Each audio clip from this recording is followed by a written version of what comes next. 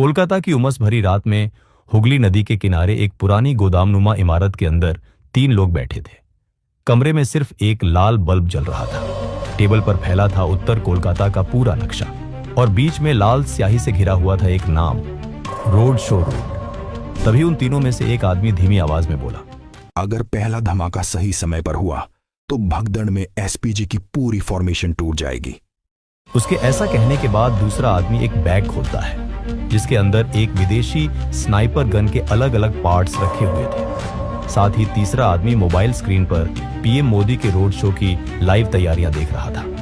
Mobile में ये चीज देखने के बाद वो मुस्कुराते हुए कहता है कि अगर हमारा ये भीड़ वाला प्लान फेल हो गया तो हम उनकी ही काली माता के मंदिर के सामने इतिहास को हमेशा हमेशा के लिए बदल देंगे। उसी समय दिल्ली में भारत की खुफिया एजेंसी रॉ के हेडक्वार्टर के एक सर्वर पर एक अधूरा एन्क्रिप्टेड वॉइस सैंपल इंटरसेप्ट होता है जिसमें सिर्फ 3 शब्द ही साफ सुनाई देते हैं, काली बाड़ी, दूसरा निशाना। और अगले ही पल भारत की सभी खुफिया एजेंसियों में हड़कंप मच जाता है।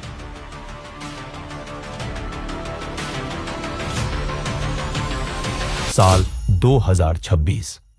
पश्चिम बंगाल विधानसभा चुनाव अपने आखिरी चरण में पहुंच चुका था। पूरे राज्य में राजनीतिक माहौल उबाल पर था। हर तरफ रैलियां, रोड शो, पोस्टर और हजारों लाखों लोगों की भीड़ थी।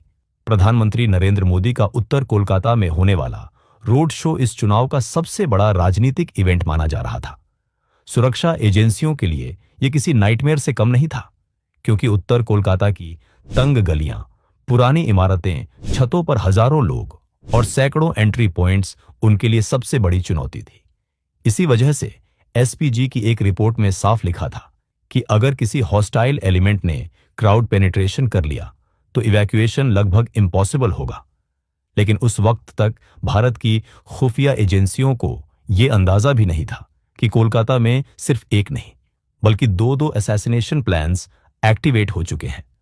ढाका, बांग्लादेश।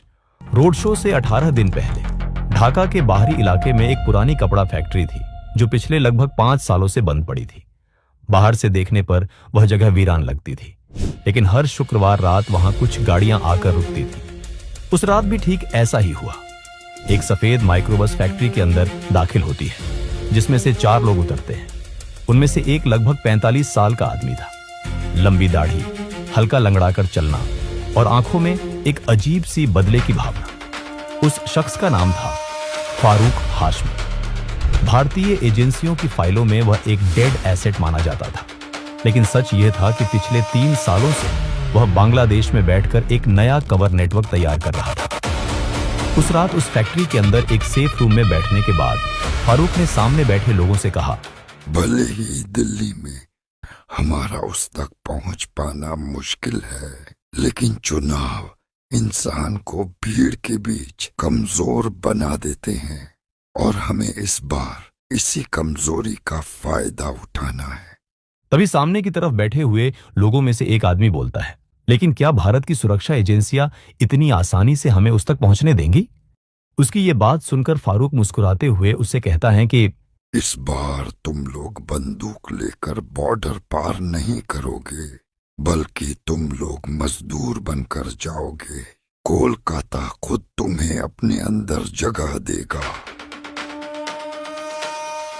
3 दिन बाद भारत बांग्लादेश सीमा, रात के करीब 2 बजे मुर्शिदाबाद सेक्टर में बीएसएफ की एक पेट्रोलिंग टीम को बॉर्डर पर मौजूद नदी के किनारे पर कुछ हलचल दिखाई देती है। 4 लोग प्लास्टिक के बड़े ड्रम पकड़कर बांग्लादेश की तरफ से भारत की सीमा में दाखिल होने के लिए नदी पार कर रहे थे। ये देखकर बीएसएफ के जवानों ने उन्हें रोकने के लिए टॉर्च चमकाई, लेकिन तभी दूसरी तरफ से पशुओं का एक बड़ा झुंड अचानक से नदी में उतार दिया जाता है, जिसकी वजह से पूरे इलाके में अफरा तफरी मच जाती है। और जब तक बीएसएफ संभलती, उससे पहले ही वो चारों आदमी भारतीय सीमा में दाखिल होकर अंधेरे में कहीं गायब हो चुके थे। अगली सुबह ही रॉ तक इस घटना की इंफॉर्मेशन पहुंचती है, लेकिन ऐसी छोटी घुसपैठ की घटनाएं उस इलाके में आम थी। इस वजह से फाइल को रूटीन बॉर्डर इन्फिल्ट्रेशन मार्क करके बंद कर दिया जाता है। लेकिन किसी को भी यह अंदाजा नहीं था कि उन्हीं 4 लोगों में से एक आदमी अगले 15 दिनों में भारत के प्रधानमंत्री पर स्नाइपर स्कोप सेट करने वाला था। कोलकाता। उस घटना के 8 दिन बाद उत्तर कोलकाता के बड़ा बाजार इलाके में रहीम टेलर्स नाम की एक छोटी सी दुकान थी। दुकान चलाने वाले आदमी का नाम था सैफुद्दीन। पिछले 11 सालों से वो वहीं पर काम कर रहा था। लोकल लोग उसे शरीफ इंसान मानते थे, लेकिन रात होते ही उसकी दुकान के पीछे वाले गोडाउन में कुछ ऐसा होता था जिसकी किसी को भी कानो कान खबर नहीं थी। दरअसल उस गोडाउन के अंदर एक पुराने जमाने का हिडन कम्युनिकेशन सेटअप रखा था। उस रात भी सैफुद्दीन ने दुकान बंद की और पीछे वाले गोडाउन में गया और कम्युनिकेशन सेटअप ऑन किया। लाइन पर दूसरी तरफ फारूक था। फारूक सैफुद्दीन से पूछता है कि सामान पहुंच गया क्या? तो सैफुद्दीन जवाब देता है, हाँ भाईजान, पहुंच गया। और वो भीड़ वाले पैकेज का क्या हुआ? वो भी कल तक असेंबल हो जाएगा भाईजान। और वो दूसरा वाला, उसका क्या हुआ? फारूक के ऐसा पूछने पर सैफुद्दीन बोलता है कि भाईजान, वो स्नाइपर पार्ट्स अभी अलग अलग जगह हैं। आप चिंता मत करो, कभी भी पूरा सिस्टम एक साथ नहीं पकड़ा जाएगा। सैफुद्दीन की ये बात सुनकर फारूक मुस्कुराते हुए कहता है कि अच्छा ठीक है, लेकिन याद रखना इस बार हमें इतिहास रचना है। उसी रात दिल्ली में रॉ के हेडक्वार्टर के अंदर ऑफिसर कबीर राणा पिछले 8 घंटों से लगातार मॉनिटरिंग रूम में बैठा था। तभी टेक्निकल सर्विलांस यूनिट के एक ऑफिसर ने आवाज लगाई, सर, हमें कोलकाता से अनयूजुअल सिग्नल बर्स्ट मिला है। यह सुनकर कबीर स्क्रीन के पास पहुंचता है और उससे पूछता है कि किस तरह का सिग्नल। उसके ऐसा पूछने पर सर्विलांस यूनिट का वो ऑफिसर कहता है कि पुराने एन्क्रिप्टेड रेडियो फ्रीक्वेंसी सिग्नल है। यह तरीका आम क्रिमिनल्स इस्तेमाल नहीं करते। इसके बाद कबीर के द्वारा जब लोकेशन के बारे में पूछा जाता है तो लोकेशन वही बारा बाजार निकल कर आती है। अब बारा बाजार का नाम सुनते ही कबीर की टेंशन और ज्यादा बढ़ जाती है, क्योंकि ये वही इलाका था जो पिछले कई वर्षों से इल्लीगल हवाला और स्लीपर लॉजिस्टिक्स के लिए बदनाम था। लेकिन असली झटका अभी बाकी था। दरअसल सिग्नल रिकंस्ट्रक्शन के दौरान सिर्फ एक शब्द साफ डिकोड हुआ और वो था कालीबाड़ी। दरअसल अगले कुछ ही दिनों में उत्तर कोलकाता में पीएम का रोड शो और उसके अगले दिन कालीबाड़ी विजिट का दौरा तय था। ऐसे में रॉ को जल्द ही ये बात समझ में आ गई थी कि ये कोई कोइंसिडेंस नहीं है। ऐसे में उसी पल रॉ ने अनऑफिशियल सर्वेलेंस ऑपरेशन एक्टिवेट कर दिया था, जिसके बाद रॉ हेडक्वार्टर से आदेश मिलते ही कोलकाता में एक बेहद सीमित सर्वेलेंस ऑपरेशन शुरू किया गया। ऑपरेशन इतना कॉन्फिडेंशियल था कि पश्चिम बंगाल पुलिस के ज्यादातर वरिष्ठ अधिकारियों तक को इसकी पूरी जानकारी नहीं दी गई थी, क्योंकि रॉ को डर था कि अगर सिस्टम के अंदर कोई इनसाइडर हुआ तो पूरा मिशन शुरू होने से पहले ही खत्म हो जाएगा। 18 अप्रैल 2026 कोलकाता, रात के करीब 11 बजे। बारा बाजार की भीड़ भाड़ वाली गलियां लगभग खाली हो चुकी थी। पुराने बाजार की पीली रोशनी में सिर्फ कुछ चाय की दुकानें खुली थी। इसी बीच एक पुराना मिनी ट्रक रहीम टेलर्स के पीछे वाली गली में आकर रुकता है। ट्रक से 2 आदमी उतरते हैं और फिर उस ट्रक को सैफुद्दीन की दुकान के पीछे वाले उसी गोडाउन के अंदर घुसाकर गोडाउन का शटर बंद कर लेते हैं। उस मिनी ट्रक के अंदर लोहे के पाइपों के बंडल और पुराने इलेक्ट्रॉनिक सामान का कबाड़ भरा था। ऊपर से देखने पर सब कुछ बिल्कुल नॉर्मल लग रहा था, लेकिन सच कुछ और था। दरअसल उन पाइपों के अंदर स्नाइपर बैरल के हिस्से छिपे हुए थे और पुराने इन्वर्टर की बैटरियों के अंदर हाई ग्रेड एक्सप्लोसिव कंपाउंड था। गोडाउन के अंदर सैफुद्दीन पहले से ही उस ट्रक के आने का काफी देर से इंतजार कर रहा था। ऐसे में आते ही वो उन दोनों आदमियों से कहता है कि बहुत देर लगा दी आने में। तो उनमें से एक आदमी जवाब देता है, सीमा पर चेकिंग बढ़ गई है। उसी समय दूसरा आदमी बैग से एक नक्शा निकालता है जिस पर लाल घेरे बने थे। वो नक्शा किसी और चीज का नहीं बल्कि पीएम मोदी के रोड शो के रूट का नक्शा था। अब एक तरफ जब ये प्लानिंग चल रही थी, तब तक दूसरी तरफ रॉ ऑफिसर कबीर राणा अपनी टीम के साथ कोलकाता पहुंच चुका था। उनकी temporary command post salt lake के एक पुराने सरकारी गेस्ट हाउस में बनाई गई थी। टाइम कम था, इस वजह से कबीर अपने सभी साथियों के साथ रात के 1 बजे ही एक मीटिंग रख लेते हैं। उनके इस सीक्रेट ऑपरेशन में आई बी ऑफिसर अंशुमान सेन उनकी पूरी मदद कर रहे थे। दूसरी तरफ तांतानिया कालीबाड़ी मंदिर में पीएम विजिट की तैयारी शुरू हो चुकी थी। एसपीजी एडवांस टीम हर रूफटॉप इंस्पेक्ट कर रही थी। पास की इमारतों में रहने वाले लोगों की बैकग्राउंड चेकिंग चल रही थी। लेकिन मंदिर के ठीक सामने एक पुरानी 4 मंजिला इमारत थी जो कि पिछले 8 महीनों से बंद पड़ी थी। उस बिल्डिंग को लोग शर्मा लॉन्ज के नाम से जानते थे। कागजों में उसका मालिक दुबई में रहने वाला एक व्यापारी था, लेकिन रॉ डेटाबेस तो कुछ और ही बता रहा था। दरअसल उस बिल्डिंग का बिजली कनेक्शन पिछले 3 महीनों से लगातार एक्टिव था, जबकि आधिकारिक तौर पर वहां कोई रहता भी नहीं था। उसी शाम कोलकाता पोर्ट के पास एक सुनसान वेयरहाउस में फारूक अपने नेटवर्क के साथ बैठा था। उसके सामने लैपटॉप पर पीएम रोड शो की अपडेट्स और बाकी की सारी न्यूज चल रही थी, और वो हर एक चीज को बड़े ही ध्यान से देख रहा था। उसी रात रॉ सर्विलांस टीम ने एक शॉकिंग चीज नोटिस की। सैफुद्दीन देर रात अपनी दुकान से निकला तो सही, लेकिन उसके हाथ में कोई बैग नहीं था। वो पैदल चलता हुआ एक पुराने कबाड़ी बाजार में पहुंचा। वहां उसने सिर्फ 1 मिनट के लिए एक आदमी से मुलाकात की और फिर दोनों अलग अलग दिशाओं में चले गए।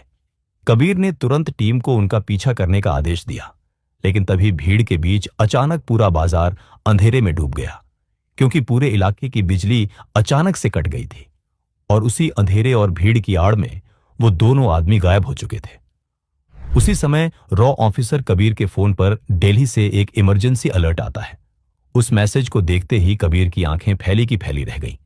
दरअसल रॉ के अंडरकवर एजेंट्स के द्वारा रॉ तक ये इंफॉर्मेशन पहुंचाई गई थी कि इस बार टारगेट किसी बड़े नेता को बनाया जा सकता है। तो इस वजह से दिल्ली से ऑफिसर कबीर के पास पीएम मोदी के होने वाले रोड शो को लेकर सख्त आदेश आए थे कि रोड शो में किसी भी तरह की कोई भी चूक नहीं होनी चाहिए। अब जैसे ही कबीर ने ये इंफॉर्मेशन अपनी टीम के साथ शेयर की, तो आईबी ऑफिसर अंशुमान सेन ने तुरंत पूछा, क्या मतलब? रोड शो तो परसों है। यह सुनकर कबीर ने काफी गुस्से में कहा, यही तो समस्या है। हमारे पास वक्त भी बहुत कम है, और अगर उन्हें हमारे सर्वेलेंस की जरा भी भनक लग गई तो फिर उनका कोई बैकअप प्लान एक्टिवेट हो जाएगा, और उनके उस प्लान बी के बारे में हमें कुछ भी अंदाजा नहीं है। इसके बाद दिन आता है 26 अप्रैल 2026 का। वो दिन जिस दिन प्रधानमंत्री मोदी का उत्तर कोलकाता में एक भव्य रोड शो होना था। ये road show B K Paul avenue से शुरू होकर शोभा बाजार के रास्ते खन्ना क्रॉसिंग तक लगभग 2 किलोमीटर लंबा होने वाला था। उसी सुबह लगभग 5 बजे के आसपास एक गोदाम के अंदर सीमा पार से आया हुआ फारूक एक नक्शे को बड़े ही ध्यान से देख रहा था। इस दौरान उसके सामने सैफुद्दीन और एक दुबला पतला लड़का बैठा था, जिसका नाम था रेहान। रेहान की उम्र मुश्किल से 22 साल के आसपास होगी। घर में पैसों की तंगी और कोई दूसरा कमाने वाला न होने की वजह से रेहान एक डिलीवरी बॉय का काम किया करता था, और इसी पैसों की तंगी ने उसे सैफुद्दीन और फारूक जैसे लोगों के संपर्क में ला दिया था। उसकी इसी कमजोरी का फायदा उठाते हुए उसका पिछले 8 महीनों से धीरे धीरे ब्रेन वॉश किया जा रहा था। उसे बताया गया था कि वह एक बड़े मकसद का हिस्सा है। तभी फारूक ने उसकी तरफ देखा और उससे पूछा, डर लग रहा है क्या? तभी रेहान ने कुछ सेकंड चुप रहने के बाद कहा, अगर मैं मारा गया तो मेरे परिवार का क्या होगा? उसकी ये बात सुनकर फारूक मुस्कुराते हुए उससे कहता है कि तुम्हारी माँ के खाते में पैसे पहुंच जाएंगे और तुम्हारा नाम इतिहास में लिखा जाएगा। उस वक्त रेहान की आंखों में डर और लालच दोनों थे। यही चीज उसे कमजोर भी बना रही थी और खतरनाक भी। तभी फारूक ने टेबल पर रखा बैग उसकी तरफ बढ़ाया और उसे कहा, तुम्हें जिस मकसद के लिए चुना गया है, उस मकसद को पूरा करने का टाइम आ चुका है। दूसरी तरफ रॉ को पहली और एक बहुत खास इनपुट मिलती है। इनपुट ये थी कि कोलकाता पुलिस की साइबर यूनिट ने एक फेक आधार डेटाबेस ट्रेस किया था। उस डेटाबेस में इस्तेमाल हुई तस्वीरों में एक चेहरा बार बार रिपीट हो रहा था। जब फेशियल रिकंस्ट्रक्शन किया गया तो मैच निकला फारूक हाशमी। फारूक का चेहरा देखकर कमरे में मौजूद सभी अफसर कुछ सेकंड के लिए तो हक्के बक्के रह गए थे, क्योंकि फारूक कोई साधारण ऑपरेटिव नहीं था। 2018 में दिल्ली डिप्लोमेटिक कन्वॉय अटैक की प्लानिंग में उसका नाम सामने आया था। 2021 में असम आर्म्स कॉरिडोर केस में भी उसका इनडायरेक्ट इन्वॉल्वमेंट मिला था, लेकिन हर बार वह बॉर्डर क्रॉस करके गायब हो जाता था। तभी आईबी ऑफिसर अंशुमान धीरे से बोला, अगर फारूक खुद मैदान में उतरा है तो इसका मतलब टारगेट सच में कुछ बहुत बड़ा है। 26 अप्रैल 2026 सुबह 10 बजे प्रधानमंत्री का रोड शो शुरू होने में अब सिर्फ 7 घंटे बचे थे। पूरा उत्तर कोलकाता सुरक्षा घेरे में बदल चुका था। एसपीजी स्नाइपर्स रूफटॉप पोजीशंस ले चुके थे। बॉम्ब डिस्पोजल स्क्वाड्स हर गली चेक कर रही थी। लेकिन इसी भीड़ के बीच रेहान डिलीवरी बॉय की यूनिफॉर्म पहनकर आराम से घूम रहा था। उसके बैग में खाना नहीं था, बल्कि एक कॉम्पैक्ट आईईडी था। उसका प्लान सिंपल था। जैसे ही पीएम कन्वॉय एक खास मोड़ पर स्लो होगी, वह भीड़ के बीच बैग छोड़ देगा। ब्लास्ट होते ही भगदड़ मचेगी और उसी भगदड़ में दूसरे शूटर्स एक्टिवेट होंगे। लेकिन रेहान और उसके आकाओं को इस बात का पता नहीं था कि पिछले 14 घंटों से रॉ उनकी हर मूवमेंट के बेहद करीब पहुंच चुकी थी। कबीर ने क्वाइटली कोलकाता पुलिस एसटीएफ को स्टैंड बाय पर रखा, लेकिन वह जल्दबाजी में कोई भी एक्शन नहीं लेना चाहता था, क्योंकि स्नाइपर अब तक अनसीन था और असली खतरा वही था। शाम 5:30 बजे रोड शो शुरू हो चुका था। हजारों लोग मोदी मोदी के नारे लगा रहे थे। फूलों की बारिश हो रही थी और इसी भीड़ के अंदर रेहान धीरे धीरे आगे बढ़ रहा था। लेकिन डर के मारे उसका दिल इतनी तेजी से धड़क रहा था कि उसे खुद अपनी सांसें सुनाई दे रही थी। तभी उसके फोन पर सिर्फ एक मैसेज आया, अल्लाह तुम्हारे साथ है। रेहान ने कांपते हाथों से बैग नीचे रखना शुरू ही किया था कि तभी भीड़ में अचानक एक छोटा बच्चा उससे टकरा जाता है, जिसकी वजह से उसका वो बैग जमीन पर गिर पड़ा। लेकिन इस चीज की वजह से इंपैक्ट होते ही बैग के अंदर मौजूद डिवाइस का टाइमर मॉड्यूल एक्टिवेट हो जाता है और ये देखकर रेहान का चेहरा सफेद पड़ गया था। हड़बड़ाहट में वो उस बैग को उठाकर भीड़ की तरफ भागने ही वाला था कि तभी दूर खड़े एक रॉ सर्विलांस ऑफिसर की नजर उसकी इस हरकत पर पड़ जाती है, जिसके बाद सभी टीम्स अलर्ट हो जाती हैं और रेहान को उस बैग के साथ कुछ इस तरह से धर दबोचा जाता है कि भीड़ में किसी को भी इस बात की भनक तक नहीं लगती है। इसके बाद उसे तुरंत रोड शो वाली जगह से साइड में ले जाया जाता है और बॉम्ब स्क्वाड की टीम के द्वारा उस बॉम्ब को रिफ्यूज कर दिया जाता है। लेकिन क्योंकि रेहान तो सिर्फ एक मोहरा था, इस वजह से सुरक्षा एजेंसियों को आगे के प्लान बी के बारे में उससे कुछ भी पता नहीं चल पाता है। पर क्योंकि सारी चीजें पहले से फिक्स हो चुकी थी, इस वजह से अब एन मूवमेंट पर प्रधानमंत्री के आगे के कार्यक्रमों को कैंसिल भी नहीं किया जा सकता था। लेकिन अगर मैं आपसे कहूं कि फारूक और सैफुद्दीन जैसे लोगों के प्लान बी को तो रॉ और बाकी की सुरक्षा एजेंसियों ने मिलकर प्लान ए से पहले ही फैल कर दिया था, तो शायद ये बात सुनकर आपको झटका लगेगा, क्योंकि शायद इस पूरे घटनाक्रम के दौरान आपको ये समझ में ही नहीं आया होगा कि ये चीज कब हुई। दरअसल यहां पर मैं आपको बता दूं कि जो ठनठनिया कालीबाड़ी मंदिर में प्रधानमंत्री मोदी पूजा करने वाले थे, वो रोड शो के अगले दिन करने वाले थे। लेकिन क्योंकि तैयारियां तो पहले दिन तक हो ही चुकी थी, इस वजह से प्लान में बदलाव किया गया और रोड शो से पहले ही प्रधानमंत्री मोदी ने मंदिर में आशीर्वाद लेकर रोड शो की शुरुआत की। और ये चीज करने की वजह से लोगों ने उनकी सराहना भी की और किसी को कुछ भनक भी नहीं लगी। अब इधर उन लोगों का मंदिर में अटैक करने का प्लान भी अगले दिन का था।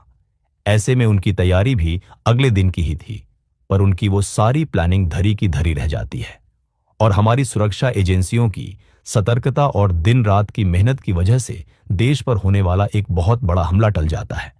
लेकिन इन सब के बीच एक बात है कि कोलकाता पुलिस इतनी ज्यादा लापरवाह हो गई है कि बांग्लादेश बॉर्डर से 12 बाजार तक एक मिनी ट्रक के अंदर अलग अलग पार्ट्स में विदेशी स्नाइपर गन जैसे हथियार और विस्फोटक सामग्री पहुंच जाती है, लेकिन किसी के कुछ भी पकड़ में नहीं आता है।